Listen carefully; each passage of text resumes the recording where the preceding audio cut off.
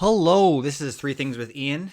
It is February 28th, and it is episode 59. Welcome. Let's dive in. Our three topics today: weird bedtime rituals, or really just bedtime rituals. What does that look like? I'm going to ask the question, has Pixar lost its mojo? Is the magic gone? And lastly, is the greatest shooter in NBA history undervalued? Anyway, let's dive in. So, my first thing is there is no debate. And I'm sorry I'm a little sweaty. I just came back from a long run, wanted to get in the studio and get going with you guys. So, there is no debate in terms of the greatest shooter of all time in basketball. There is no LeBron, Jordan, back and forth vacillation. It's Steph Curry. Steph Curry is the greatest shooter of all time, right? This is a essentially objective statement. Any shooting record, he owns it. I don't want to belabor the point. Steph Curry is the greatest shooter of all time. And I was thinking to myself, he is incredibly famous, right? He is up there on the pantheon of NBA greats. But I feel like because his game is predominantly shooting the three or the long two, he doesn't have those rim-rattling dunks, those run down the length of the court and do those crazy blocks off the backboard, right? He doesn't have maybe the physicality. He doesn't have that brute strength. But even at 36, Steph Curry can still take the breath out of a building, the air out of a building, right? Last night, in a game that the Warriors had no business even being in, he scored 56 points and 12 three-pointers. Two quick facts about this. This was Curry's 45th game with 9 or more three-pointers. Number 2 is Damian Lillard with 14. Curry also scored 22 points in the third quarter, the 42nd 20-point quarter of his career. That's the most in history, too. When Curry shoots this well, whatever team he's on, and it's been the Warriors for the duration of his career, they're essentially unbeatable. In the modern NBA, in the NBA of the 2025s, the value of the three-point shot cannot be understated. Teams shoot a ton of three-point shots, and they marginally get, for every make, one more point than their counterparts making twos. And so it's sabermetrics, any analytical analysis of basketball, three-pointer is incredibly valued. It's the most valuable shot in the court, and Curry is the guy that makes the most. He's been doing this for 20 years, nearly, right? He's 36 years old. At Davidson, he was a lights-out shooter. He may still look like he's 25, but Steph Curry's 36. He iced out France in the Olympics last year.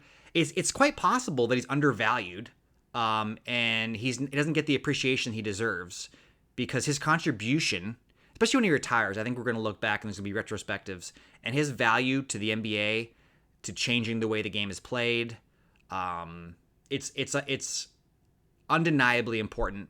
And I think it's weird to me that we get lost in the LeBron Jordan debate. I think Steph Curry might be a little bit underappreciated for just the amazingness of it too. The three-point shot in the NBA is not a close shot. It's not high school. It's not college. It's a long shot. And he makes it look easy, right? He does half-court shots with ease. So I don't think the Warriors are going to win the NBA championship this year. And there have been times where I have not really, I think, given Steph Curry the value he deserves. But there's no more important player when the three-point shot is as valuable as it is today. Two little extra things, too. The Court of Gold is the Netflix documentary that they had unparalleled access to the locker room during the U.S. Olympic men's basketball team's most recent gold medal. I'm starting to watch that. It's already been labeled the best sports show of 2025. And then I'd like to just very briefly mention that in a world where there's a lot of villains, there's a lot of terrible human beings, it seems like, doing terrible things, Spurs coach Greg Popovich seems to be, from everything I've read and listened to, seems to be a class act. He had a stroke. He will not be returning. He definitely seems, if someone says, name somebody with great integrity, good ethics, genuine, likable person, I would say Greg Popovich, Spurs coach, legend. I wish him the best. And if he doesn't return coaching, one of the greatest coaches will be missed for sure. All right, Pixar. Is the magic gone? Is the mojo gone? What's going on with Pixar? Sorry, lungs are a little tired. Win or Lose is the newest Pixar entry into the ethos. This is I think it's 6 or 8 episode miniseries airing on Disney Plus. It follows a young girls softball team. The main character, her dad is the coach. She is not good at softball. Fair statement. I think she would agree. That's a very big part of this. What's interesting about this series is the team's called the Pickles, and every episode basically follows the same 48-hour trajectory, told from a different perspective. Okay?